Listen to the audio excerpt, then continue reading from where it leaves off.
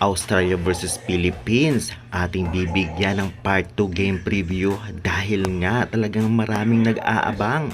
Isama na rin natin ang schedule ng game nila at gaano ka-prepared nga ba ang Australia para sa alas. Valdez gugulatin ang Australia. Minamaliit na nga ba ng Australia ang alas ngayon dahil nabuwag yung dating alas na nakatalo sa kanila?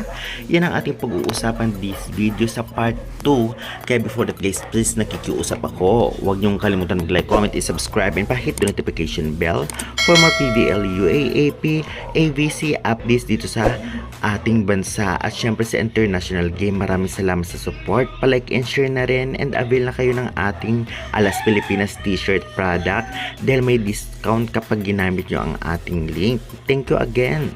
Well, ang laban nga ng Australia versus Alas Pilipinas ay magaganap ngayong June 7, 2026 sa Candon City, Ilocos Sur ang venue. Mapapanood sa Pilipinas Live at Signal Apps. Syempre guys, kaabang-abang ito. Lalong-lalo pa, nabuwag talaga ang Alas Pilipinas player ng nakaraan na nakatalo sa kanila at medyo natambakan pa nga ang Australia national team. Dahil dito, mukhang minamaliit ang Australia ngayon ang Alas dahil nga sa nabuwag nga ang Alas.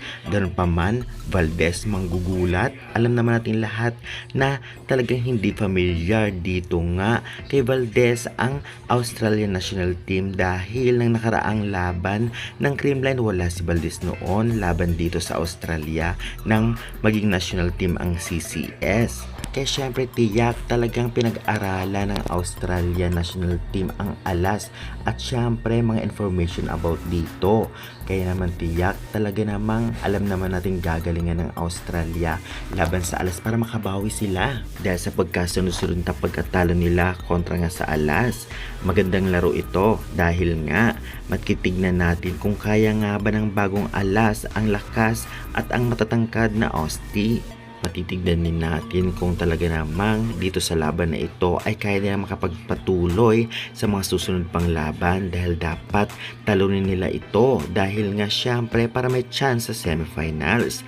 Kaya guys, excited na ba kayo sa tingin ninyo? Talagang minamaliit kaya talaga ng Australia ang Alas ngayon dahil sa pagkabuwag ng dating Alas players na nakatalo sa kanila? Manggulat kaya si Valdez laban sa kanila?